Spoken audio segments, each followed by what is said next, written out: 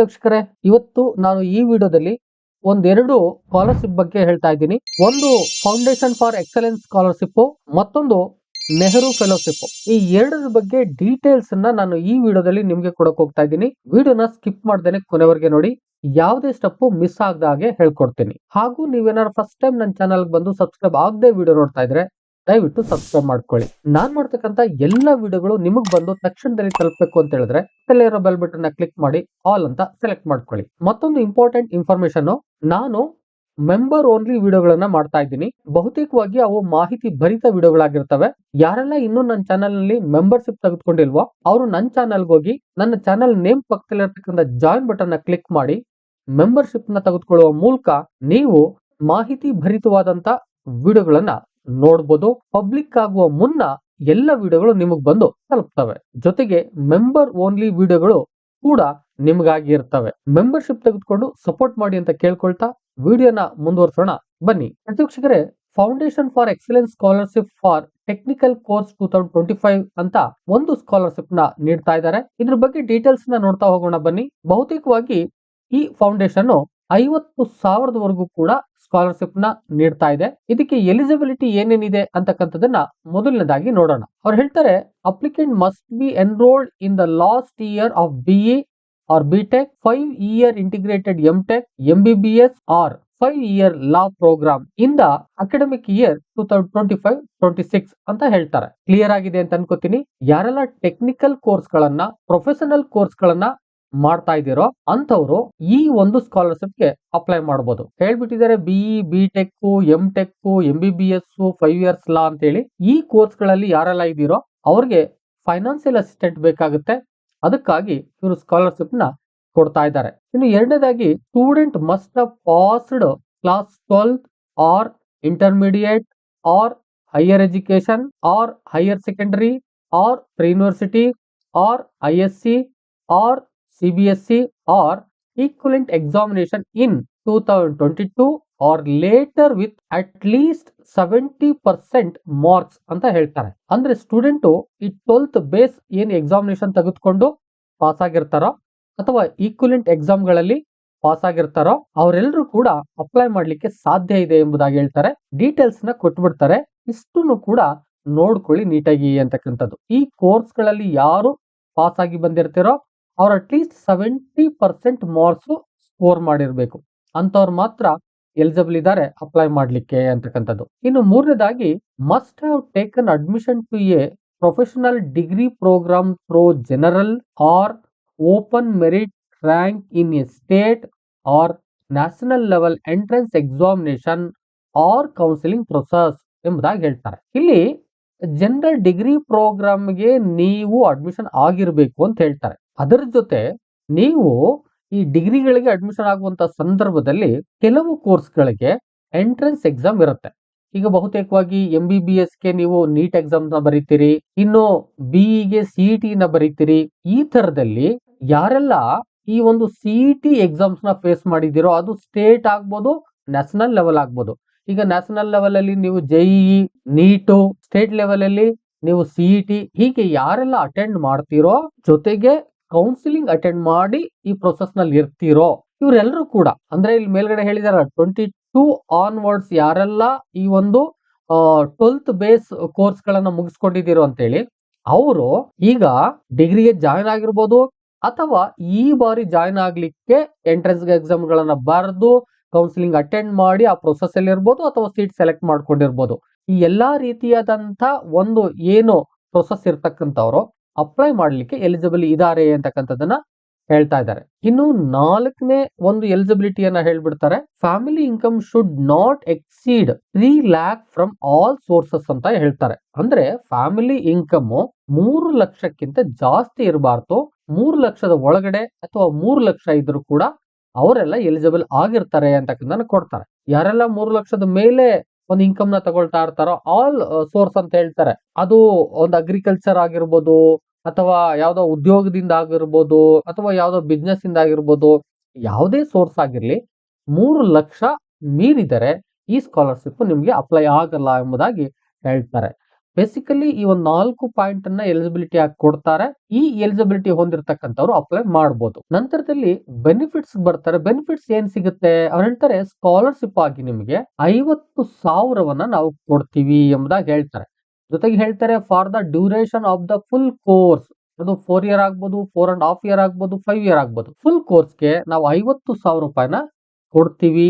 Along with structured skilling bracket ನಲ್ಲಿ English, technical, leadership and aspirational programs and mentoring to make a student job ready ಎಂಬುದಾಗಿ ಹೇಳ್ತಾರೆ.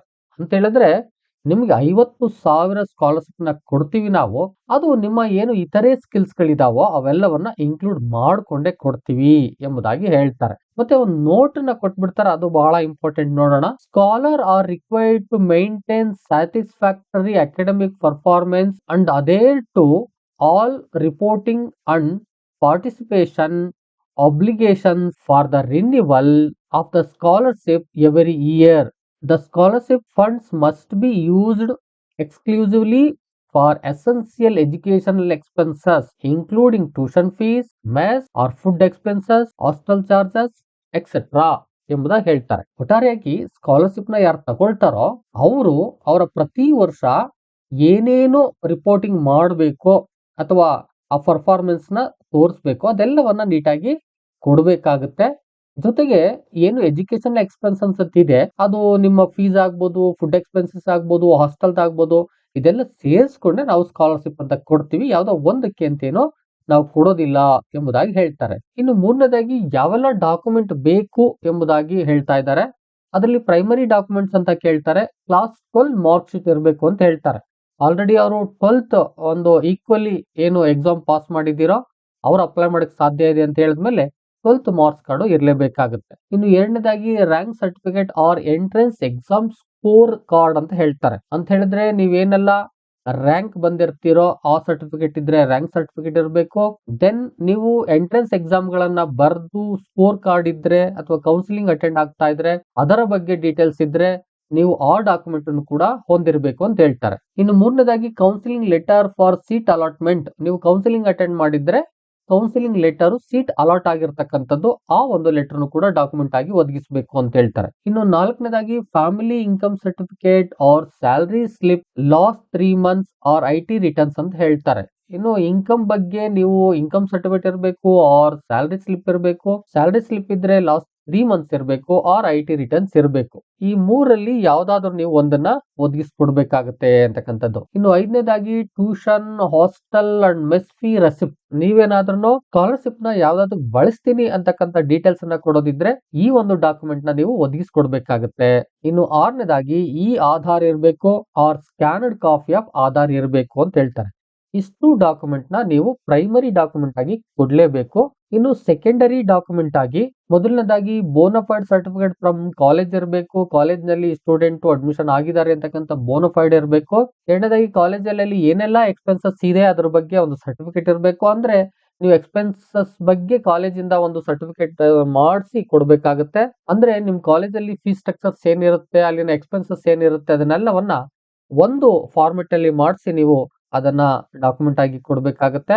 ಮೂರನೇದಾಗಿ bank passbook copy ಇರಬೇಕು ಅಂತ ಹೇಳ್ತಾರೆ. ಇಷ್ಟನ್ನು ಕೂಡ ನೀವು ಸೆಕೆಂಡರಿ ಡಾಕ್ಯುಮೆಂಟ್ ಆಗಿ ಕೊಡ್ಬೇಕಾಗುತ್ತೆ. ಒಟ್ಟಾರೆ ಇಷ್ಟು ಡಾಕ್ಯುಮೆಂಟ್ ನ ನೀವು ಒದಗಿಸ್ಕೊಡ್ಬೇಕಾಗತ್ತೆ ಸ್ಕಾಲರ್ ಗೆ ಅಪ್ಲೈ ಮಾಡುವ ಸಂದರ್ಭದಲ್ಲಿ ಅಂತಕ್ಕಂಥದ್ದು. Next how can you apply ಅಂತ ಕೇಳ್ತಾರೆ. ಈ ಅಪ್ಲೈಗೆ ಬಂದಂತ ಸಂದರ್ಭದಲ್ಲಿ ಬಹುತೇಕವಾಗಿ ಎಲ್ಲಾ ಸ್ಕಾಲರ್ಶಿಪ್ ವಿಡಿಯೋಗಳಲ್ಲಿ ಏನು ಬಡಿ ಫಾರ್ ಸ್ಟಡಿ ನೀವು ಅಪ್ಲೈ ಮಾಡ್ತೀರೋ ಅವ್ರಿಗೆ ಒಂದೇ ರೀತಿಯಾದಂತ ಒಂದು ಅಪ್ಲಿಕೇಶನ್ ಪ್ರೊಸೀಜರ್ಸ್ ಇರುತ್ತೆ.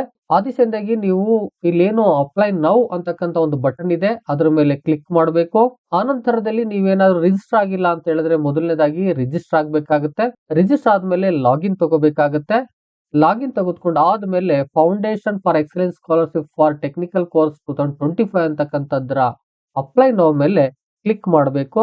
ದೆನ್ ಸ್ಟಾರ್ಟ್ ಅಪ್ಲಿಕೇಶನ್ ಅಂತ ಬರುತ್ತೆ. ಅಪ್ಲಿಕೇಶನ್ ನ ಸ್ಟಾರ್ಟ್ ಮಾಡಿ ಏನೆಲ್ಲ ರಿಕ್ವೈರ್ಮೆಂಟ್ ಕೇಳುತ್ತೋ ಡೀಟೇಲ್ಸ್ ನ ಡಾಕ್ಯುಮೆಂಟ್ ಅಪ್ಲೋಡ್ ಮಾಡಕ್ ಕೇಳುತ್ತೋ ಅವೆಲ್ಲವನ್ನು ಕೂಡ ನೀವು ಅಪ್ಲೋಡ್ ಮಾಡಬೇಕು.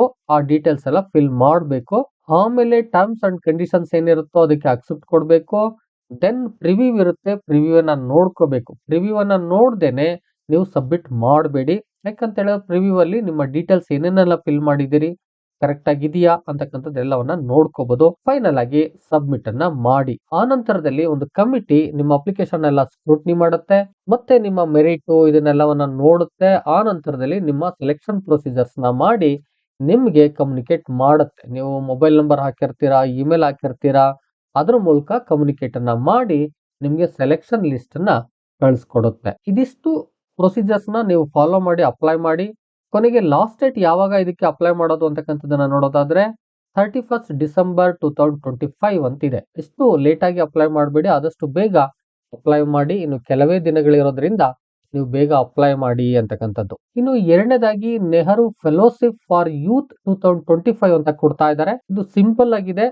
ನಾನು ಇದನ್ನು ಕೂಡ ನಿಮ್ಗೆ ಎಕ್ಸ್ಪ್ಲೇಷನ್ ಮಾಡ್ಬಿಡ್ತೀನಿ. ಈ ಒಂದು ಪ್ರೋಗ್ರಾಮ್ ನ ಯಾರೆಲ್ಲ ಯೂತ್ಸ್ ಇದಾರೋ ಆ ಯೂತ್ಸ್ಗೆ ಅಂತಾನೆ ಮಾಡ್ತಾ ಇದ್ದಾರೆ.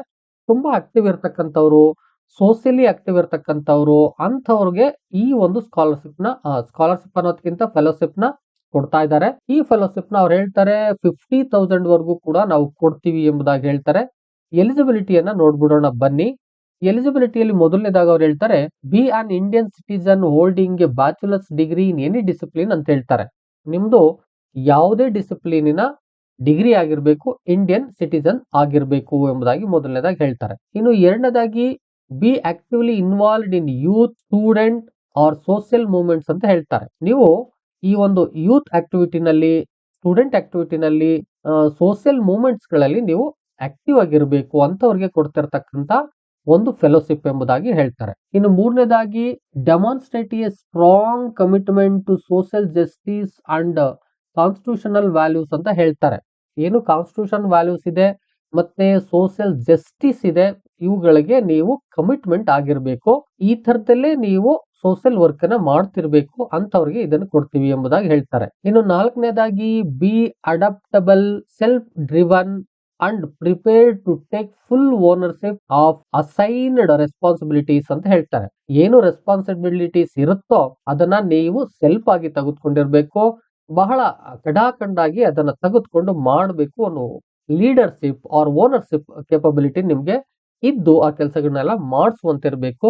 ಇದೆಲ್ಲವನ್ನ ನಾವು ಇಂಟರ್ನಲ್ ನೋಡ್ತೀವಿ ಎಂಬುದಾಗಿ ಹೇಳ್ತಾರೆ. ಇನ್ನು ಐದನೇದಾಗಿ ಅವ್ರು ಹೇಳ್ತಾರೆ finally believe that politics should serve the people rather then the powerful ಎಂಬುದಾಗಿ ಹೇಳ್ತಾರೆ. ಇದಿಷ್ಟನ್ನ ಎಲಿಜಿಬಿಲಿಟಿ ಆಗಿ ಕೊಡ್ತಾರೆ. ನೆಕ್ಸ್ಟ್ ಬೆನಿಫಿಟ್ಸ್ ಏನು ಅಂತಕ್ಕಂಥದ್ದನ್ನ ಹೇಳ್ಬಿಡ್ತಾರೆ, ಅದನ್ನ ನೋಡೋಣ ಬನ್ನಿ. ಬೆನಿಫಿಟ್ಸ್ ಅಲ್ಲಿ ಮೊದಲನೇದಾಗಿ ಜೂನಿಯರ್ ಫೆಲೋ ಅಂತ ಹೇಳ್ತಾರೆ. 0 to 1 year ಎಕ್ಸ್ಪೀರಿಯನ್ಸ್, ನೀವೇನು ಸೋಷಿಯಲ್ ವರ್ಕರ್ ಮಾಡ್ತಿರ್ತೀರೋ ಅದರಲ್ಲಿ ಎಕ್ಸ್ಪೀರಿಯನ್ಸ್ 1 year ವರೆಗೆ ಇದ್ರೆ 25,000 ಪರ್ ಮಂತ್ ಕೊಡ್ತೀವಿ. ಇನ್ನು ಎರಡನೇದಾಗಿ 1 to 4 years ಎಕ್ಸ್ಪೀರಿಯನ್ಸ್ ಯಾರ್ಯಾರ್ತದೋ ಅವ್ರಿಗೆ 35,000 ಪರ್ ಮಂತ್ ಕೊಡ್ತೀವಿ. ಇನ್ನು ಮೂರನೇದಾಗಿ ಸೀನಿಯರ್ ಫೆಲೋ ಅಂತ ಕೊಡ್ತೀವಿ, ಅದು 4+ years ಅಂದ್ರೆ ಎಬೋ 4 years ಎಕ್ಸ್ಪೀರಿಯನ್ಸ್ ಇದ್ರೆ ನಿಮ್ಗೆ 50,000 ಪರ್ ಮಂತ್ ಕೊಡ್ತೀವಿ.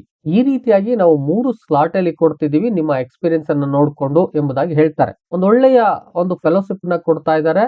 ಅದು ಕೂಡ ತುಂಬಾ ಆಕ್ಟಿವ್ ಆಗಿರತಕ್ಕಂತ ಒಂದು ಯಾರು ಕ್ಯಾಂಡಿಡೇಟ್ ಅವ್ರ ವಿದ್ಯಾರ್ಥಿಗಳಿದ್ದಾರೋ ಅಂತವ್ರಿಗೆ ಬಹಳ ಯೂಸ್ ಆಗುತ್ತೆ ಅಂತಕ್ಕಂಥದ್ದು. ಇನ್ನು ಉಳಿದಂತೆ ಹೌ ಟು ಅಪ್ಲೈ ಅನ್ನುವಂತ ಸಂದರ್ಭದಲ್ಲಿ ಈಗ ಲಾಸ್ಟ್ ಒಂದು ಸ್ಕಾಲರ್ಶಿಪ್ಗೆ ಏನ್ ಹೇಳ್ದೋ ಅದೇ ಪ್ರೊಸೀಜರ್ಸ್ ಇರುತ್ತೆ, ಏನು ಬೇರೆ ಏನಿರಲ್ಲ.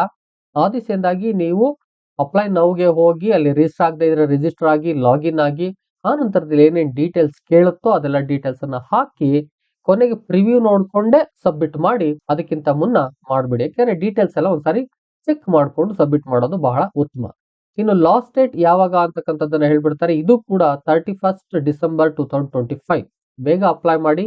ಯಾರೆಲ್ಲ ಸ್ಕಿಲ್ ಬೇಸ್ಡ್ ಇದ್ದೀರೋ, ಸೋಷಿಯಲ್ ವರ್ಕ್ ಮಾಡ್ತಾ ಇದ್ದೀರೋ ಬಹಳ ಹೆಲ್ಪ್ ಆಗುತ್ತೆ. ಸೋಷಿಯಲ್ ವರ್ಕ್ ಮಾಡೋರಿಗೆ ಎಷ್ಟೋ ಜನಕ್ಕೆ ಹಣಕಾಸಿನ ಕೊರತೆ ಇರುತ್ತೆ. ಇಂಥ ಒಂದು ಫೆಲೋಶಿಪ್ ಅನ್ನ ಪಡ್ಕೊಂಡ್ರೆ ಸ್ವಲ್ಪ ಹಣಕಾಸಿನ ಸೌಲಭ್ಯನೂ ದೊರಕುತ್ತೆ.